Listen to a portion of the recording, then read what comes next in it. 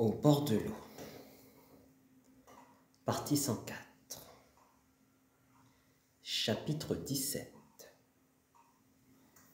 Page 413.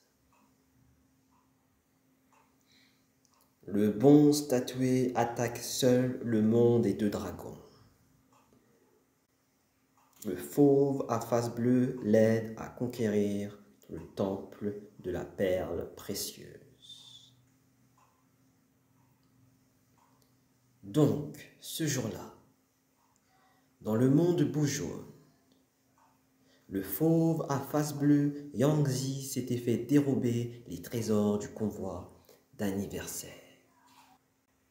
Comment, dans ces conditions, retourner à la capitale du Nord et se présenter devant le chancelier Liang? Il résolut de chercher un endroit où mourir dans la montagne même.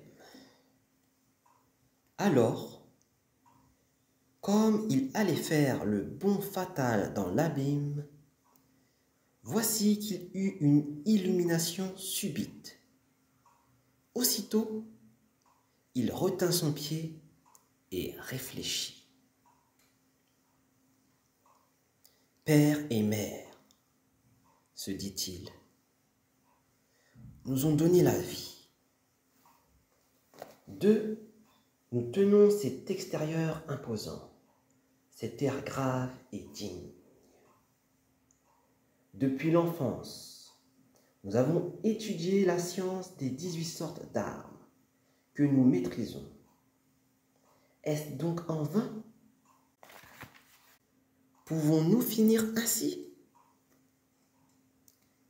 Plutôt que mettre aujourd'hui fin à notre existence, mieux vaut attendre le jour où l'on nous prendra.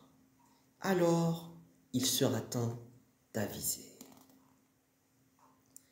Il fit volte-face et retourna jeter un coup d'œil sur ses 14 compagnons, qui le fixèrent avec des yeux hagards, sans pouvoir faire un geste pour se relever. Yangzi les désigna du doigt et se mit à les insulter. Si tout cela est arrivé, c'est parce que vous n'avez rien voulu écouter, bande d'imbéciles. Seulement, c'est nous qui sommes responsables. Il ramassa son braquemar qui gissait au pied d'un arbre, mit son coutelas à sa ceinture, inspecta les alentours,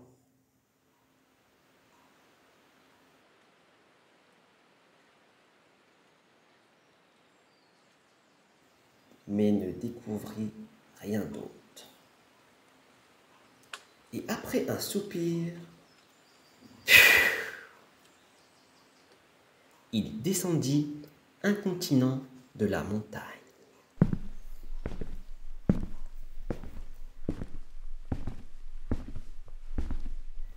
Quant aux 14 autres, ce n'est qu'à la deuxième veille qu'ils reprirent conscience. Ils se mirent debout à grande peine, l'un après l'autre, avec des kyrielles de lamentation. Le vieux surintendant dit: « Tous tant que vous êtes, vous n'avez pas voulu écouter les conseils du capitaine Yang. Et par votre faute, présentement, je suis un homme mort. » « Grand-père, dit-il, maintenant que la catastrophe s'est produite, mieux vaut pour nous tenir conseil.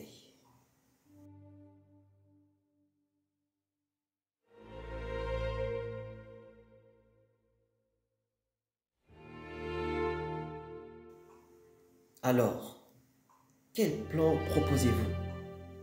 Demanda le surintendant. Assurément, tout cela est arrivé par notre faute. Comme dit le proverbe antique, quand on se fait roussir le poil, on se brosse. Chacun pour soi. Et quand on a une guêpe dans sa chemise, on se déshabille aussitôt. Si le capitaine Yang se trouvait encore ici, nul d'entre nous ne soufflerait mot. Mais puisqu'il est déjà parti de son côté, sans dire où il allait, retournons auprès du chancelier et mettons tout sur le dos du capitaine Yang. Qu'est-ce qui nous en empêche? Nous n'aurons qu'à dire que pendant tout le trajet, il n'a pas cessé de nous battre et de nous injurer ignominieusement. Et il nous a tellement harcelés que cela nous a coupé bras et jambes. La vérité, c'est qu'il était de mèche avec des guets de chemin qui nous ont terrassés avec une drogue soporifique. Puis nous ont ligotés et dépouillés de tous les trésors. Oui, dit le surintendant, vous avez sans doute raison. Attendons qu'il fasse jour et nous commencerons par aller confesser notre faute au magistrat local. Nous laisserons au Yémen les 2 contrôleurs à la disposition du prétoire pour l'enquête et l'arrestation des bandits. Nous autres, nous partirons le soir même à marche forcée pour la capitale du Nord. Rendrons compte de ce qui s'est passé à notre maître et lui demanderons de rédiger un document officiel informant le grand précepteur et chargeant la préfecture de Jizou de prendre les mesures nécessaires à la capture des malfaiteurs. Et voilà. Dès l'aube suivante, le surintendant, accompagné des gardes, s'en fut trouver le magistrat responsable de Jizou et confessa ses mésaventures. Laissons-le et revenons à Yangzi, le fauve à face bleue. Son braquemar à la main, c'est un grand désespoir qu'il s'éloigna du monde de bouche jaune. Tirant vers le sud, il chemina pendant une bonne partie de la nuit, avant de faire halte dans un bois. Avec une bourse vide, se dit-il, et nulle personne de connaissance dans les parages, que faire? Petit à petit, le jour se leva. Il profita de la fraîcheur matinale pour se remettre en route. Il fit encore une vingtaine de lits. Puis, las de marcher et parvenu devant la porte d'une taverne, il songea.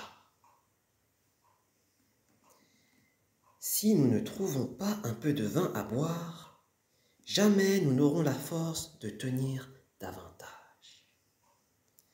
Il pénétra donc dans la taverne, alla s'asseoir à une table en bois de mûrier et posa son arme à son côté. Une femme sortit de la cuisine et s'enquit. « Messire, vous voulez sans doute quelque chose à manger. Commence par m'apporter une roquille de vin. Et va prendre un peu de riz que tu m'accommoderas. S'il y a de la viande, prépare-m'en un peu. Tout te sera payé ensemble dans un petit moment. » La femme appela d'abord un garçon qui vint filtrer le vin devant Yangzi.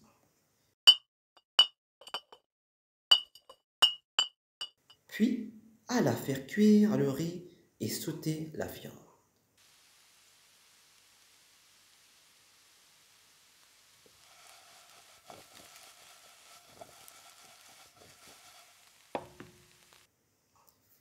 Yangzi mangea tout ce qu'on lui servit.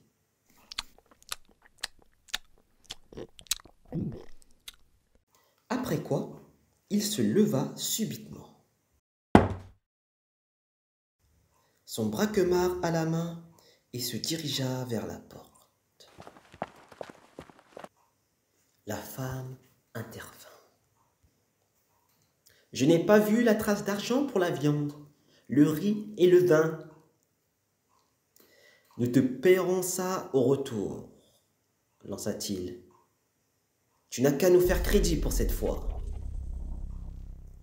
À ces mots, il s'éloigna sans tarder. Mais le garçon qui lui avait servi à boire le rattrapa et tenta de l'agripper. Le fauve à face bleue le jeta à terre d'une gourmade, tandis que la femme se mettait à appeler à l'aide. Yangzi, lui, ne se souciait que de déguerpir au plus vite. Or, il entendit bientôt, dans son dos, quelqu'un lancé à ses trousses qui criait « Oh là, coquin, où vas-tu si vite ?» Il se retourna et se vit poursuivi par un homme à demi dépoitraillé et armé d'un courtin. Yangzi se dit « L'animal joue vraiment de la malchance s'il veut nous chercher noises. » Il s'arrêta pour le laisser venir et se retournant encore, constata que le garçon d'auberge arrivait lui aussi brandissant une fourche. Par surcroît, il était suivi de 2 ou 3 paysans, tous munis de triques et de bâtons. Et la troupe entière approchait à toutes jambes. Yangzi songea. Dès que l'un de ces faquins sera aussi, tous les autres n'auront plus envie de nous poursuivre. Il brandit son braquemar et s'apprêta à engager le combat contre son premier adversaire.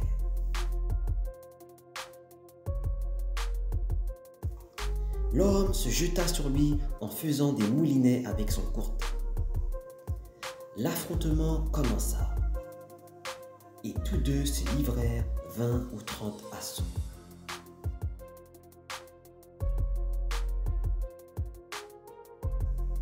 Mais comment l'inconnu eût-il pu faire le poids face à Yangzi?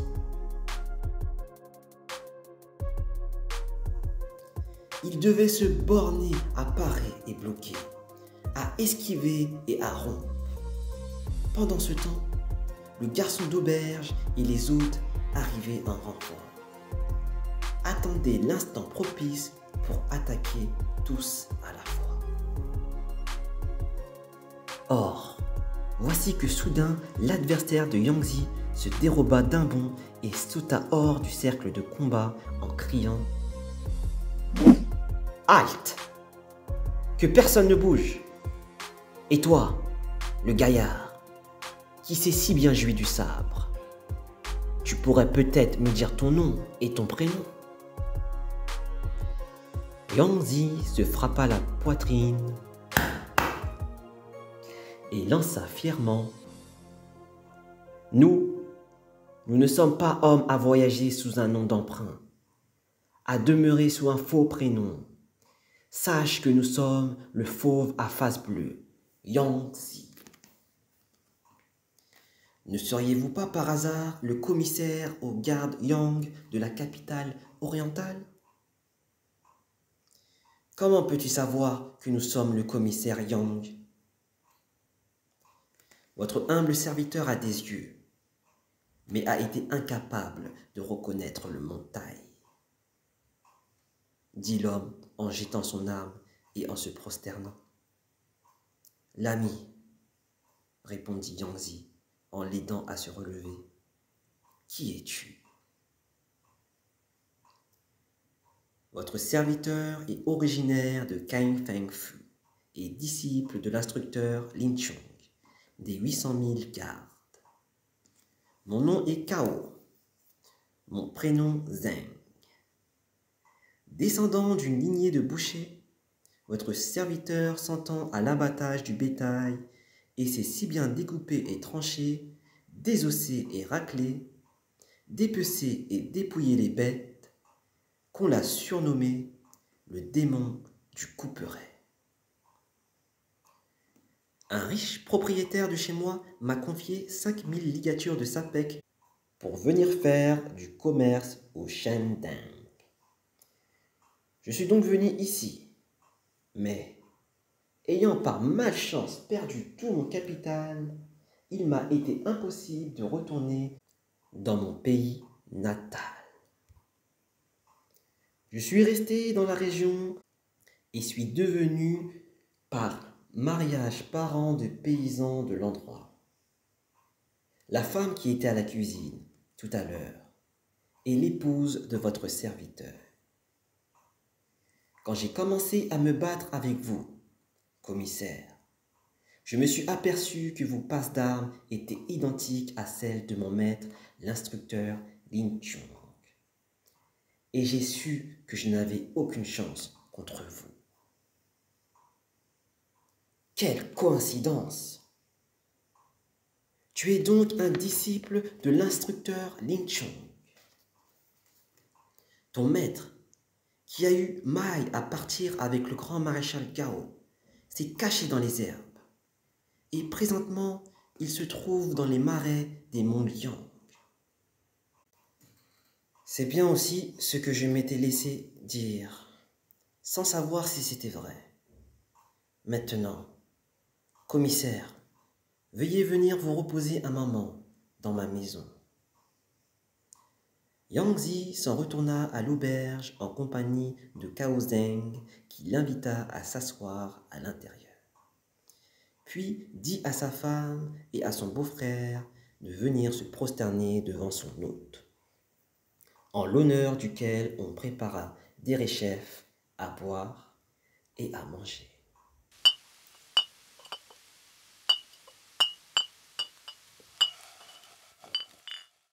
Tandis qu'il vidait des coupes, Cao Zheng demanda: Commissaire, comment se fait-il que vous vous trouviez dans les parages?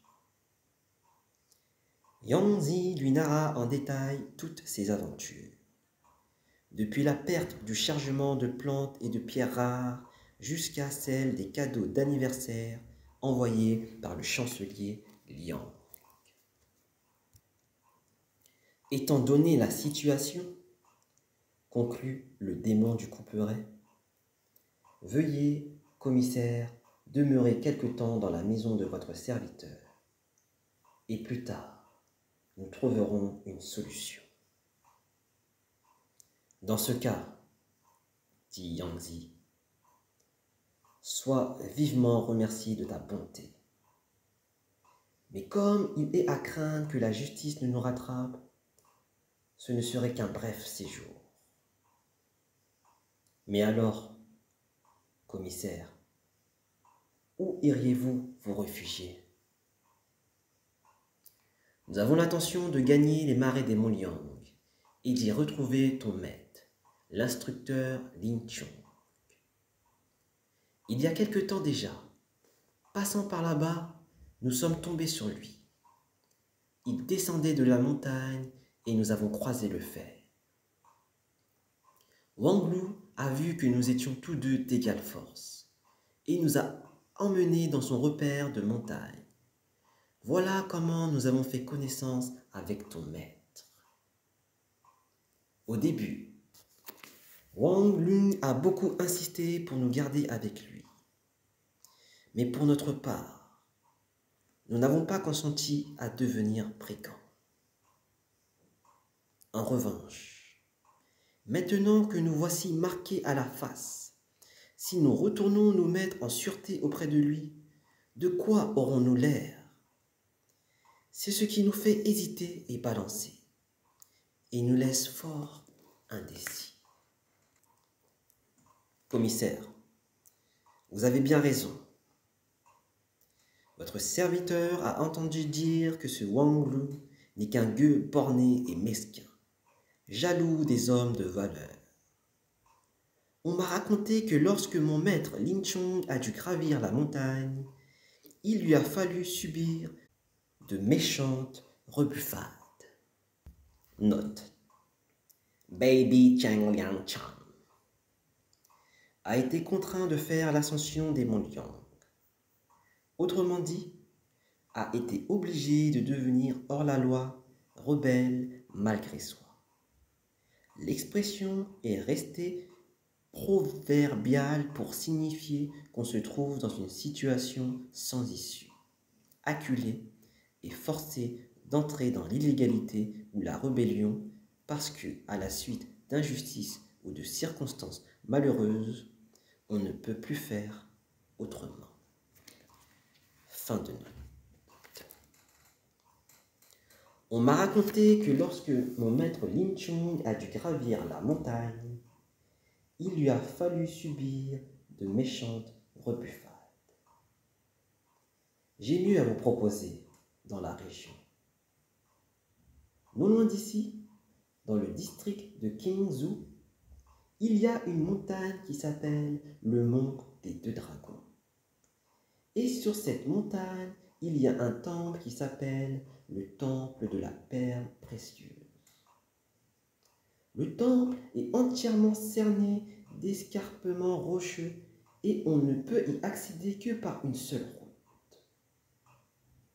Présentement, le gardien du temple a jeté le froc aux orties et laissé repousser sa chevelure. Imité en cela par tous ses autres moines, on dit qu'il a rassemblé une troupe de 400 ou de 500 hommes qui pillent les maisons et mettent à sac les chaumières. Cet homme s'appelle Deng Long, dit le tigre aux yeux d'or. Commissaire, si vous avez l'intention de vous cacher dans les airs, allez vous joindre à ces troupes. Vous y serez en sécurité.